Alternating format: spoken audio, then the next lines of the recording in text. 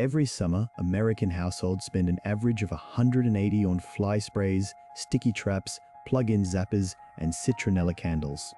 Every single summer. And every single summer the flies come back. Same porch, same picnic table, same screen door. You swat them, you spray them, you replace the batteries in the zapper, and by the following Tuesday, they are back like nothing happened. Because most of what you have been sold does not actually address why the fly is there. It addresses the fly that is already on your potato salad.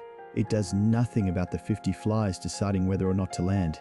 I want to tell you about something I saw the first time I visited an Amish farmstead outside of Shipshewana, Indiana. On a July afternoon when the temperature was 91 degrees and the humidity was sitting right on top of everything, like a wet wool blanket. It was the kind of day when flies should have been absolutely everywhere. Rotting hay, livestock, standing water in the bucket by the barn door. Every condition that fly populations require was present on that property in abundance. And yet the porch where the family ate their lunch, where the children sat shelling beans into a colander, where the screen door stood propped open for most of the afternoon, was entirely clear. I noticed it before I said anything. I stood there for probably 3 minutes trying to figure out what I was not seeing. No citronella, no sticky tape hanging from the ceiling, no zapper mounted to the porch beam. What I did see, once I started looking, were 4 glass jars sitting at the corners of the porch railing, each one filled with water, each one holding a small handful of copper pennies at the bottom, catching the afternoon light. I asked the woman of the house about them. She looked at the jars the way you look at something so obvious you have stopped noticing it. She said her mother put them out every spring, her grandmother before that. She did not know exactly why they worked. She just knew that when they were out, the flies stayed off the porch. When she forgot to put them out one summer, by the end of June she remembered quickly enough. By the time this video is done, you are going to understand the science behind why that works, the exact setup that produces the best results, and why the version you have probably seen floating around the internet is only doing about half of what it could be doing. The housefly has been a problem for as long as human beings have been keeping food within reach of the outdoors. That is not an exaggeration. In 1908, researchers at the Storrs Agricultural Experiment Station in Connecticut published a study on bacterial contamination in milk. As part of that research, they collected 404 houseflies from various locations and counted the bacteria living on each one. The numbers they found range from 550 bacteria per fly on the low end to 6.6 million on the high end, an average of more than 1.25 million bacteria per fly. That study was published before World War I. The problem is not new. What is also not new is the human response to it. Long before the pesticide industry existed, before Raid was a brand name, before anyone had a plug-in device to plug in, families dealt with flies using observation and method. They watched what flies avoided. They noted what kept them away from the table. They passed that information down through households the way they passed down everything else that mattered, in practice, through demonstration, and without a label on a bottle. The Amish approach to fly control follows a pattern you will recognize if you have been watching this channel for any length of time. They did not abandon the old method when the new products appeared because nobody knocked on their door to sell them the new products. The glass jars with the copper pennies that sat on that porch in Shipshewana in July were the same method that had sat on that family's porch for at least 3 generations. And the porch was clear of flies. Whatever the mechanism, the result was plain to see. The modern pesticide industry would like you to believe that fly control requires a proprietary chemical formulation, a patented active ingredient, and a fresh purchase every season. The average American household proves that belief correct by spending those 180 every summer. Meanwhile, the pennies in the jar cost you nothing if you already have pennies. The jar costs you nothing if you already have a jar. And if it works all season without a refill. Now let me tell you what is actually happening, because the science here is genuinely interesting and it is more credible than most people realize.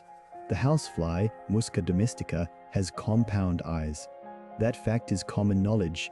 What is less commonly understood is what compound eyes actually do and what happens to them when they encounter certain kinds of light. A fly's compound eye is made up of thousands of individual lenses, each one called an ommatidium, each one pointing in a slightly different direction and feeding information to the fly's nervous system simultaneously. This gives the fly an almost spherical field of view. It can detect movement in nearly every direction at once. It is one of the reasons flies are so difficult to swat. They see your hand coming from an angle your eye cannot even perceive. But that visual system, as sophisticated as it is at detecting movement and processing fast-changing images, has a specific vulnerability. Compound eyes are extraordinarily sensitive to polarized light. Polarized light is light that is being filtered so that its waves all travel in the same plane, rather than in every direction the way ordinary scattered sunlight does. You experience polarized light when you look at a wet road surface at the right angle and see glare. You experience it when sunlight bounces off a lake and the reflection is almost painful to look at. That is polarized light. Research published in peer-reviewed journals on insect vision has established clearly that flies use polarized light as a primary navigational cue. They orient themselves based on where polarized light is coming from and how it is moving. They use it to locate water surfaces, to identify solid ground versus open space, and to navigate their environment in ways that ordinary light alone cannot give them. Their compound eyes are tuned specifically to detect and process polarization information, which means that when polarization signals from multiple sources start contradicting each other, when a fly's visual system is receiving conflicting information about where the polarized light is coming from and which direction is which, that system gets confused. Water in a clear container does something specific to light passing through it. It refracts the light, bending it, breaking it into different angles, and scattering the polarization. Copper, which has a distinct reflective quality especially when polished, adds a second layer of reflected and partially polarized light into the mix. A glass jar or a clear bag with copper pennies sitting in water in direct sunlight is producing a constantly shifting, multi-directional, polarization scattering light event. To a fly's compound eye, which depends on stable polarized light signals to understand its environment, that jar is visual noise. It is the equivalent of someone shining a strobe light directly into your eyes while you are trying to read a map. That is the mechanism. It is not mythology. It is not rural superstition. It is the documented sensitivity of insect compound eyes to polarized light disruption, applied through the simplest possible means by families who worked it out through observation long before any laboratory confirmed the reason. Now here is what the internet version of this gets wrong, and why the version those Amish families have been running for generations produces better results than what most people set up after they watch a 30-second clip about it. The internet version tells you to put pennies in a sandwich bag with water and hang it. That is the basic idea, and it does work to some degree. But there are 4 specific details that determine how well it works, and almost nobody online mentions any of them. The first detail is copper cleanliness. A dull, oxidized penny is covered in a layer of copper oxide that significantly reduces its reflective surface. The reflective quality of the copper is a meaningful part of what produces the light disruption. If your pennies are green and dull, you are getting a fraction of the effect. Before you put any penny into your setup, clean it. The simplest method is a small bowl with 2 tablespoons of white vinegar and 1 teaspoon of table salt. Drop your pennies in, swirl them around for 30 seconds, rinse them under tap water, and dry them. They will be bright as the day they were minted. That surface is what you want facing outward in the jar. The second detail is water clarity. Tap water works, but in hard water areas, mineral deposits will cloud the water within a few days and reduce the refractive effect significantly. Use filtered water or bottled water if your tap water is hard. Replace the water every 7 to 10 days, regardless, to keep it clear. This is not complicated. It takes 90 seconds once a week. The third detail is placement. This is where most setups fail completely. People put one bag on the porch railing and expect it to cover the whole area. It does not work that way.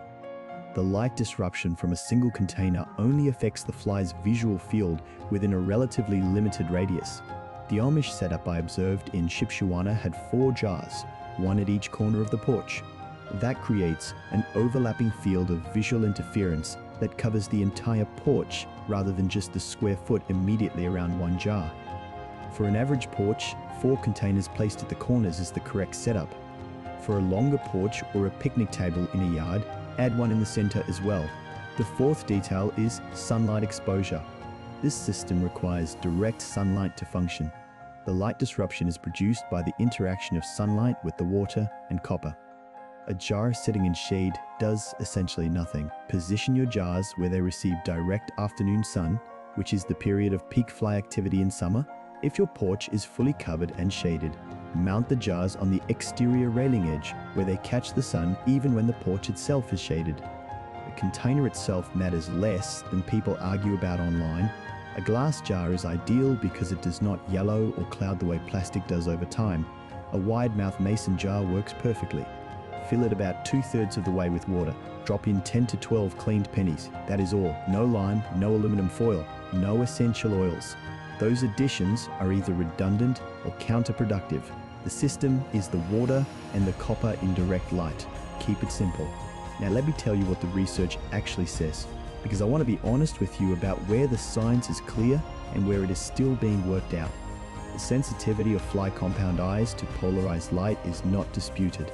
That is documented in peer-reviewed entomology research. What is still debated is exactly how much of that sensitivity translates into behavioral avoidance in the specific case of the penny water setup. A 2007 study at North Carolina State University, conducted by researcher Mike Stringham at an egg packing plant, tested plain water bags without pennies and found no significant reduction in fly activity. That study is real and it is worth knowing about.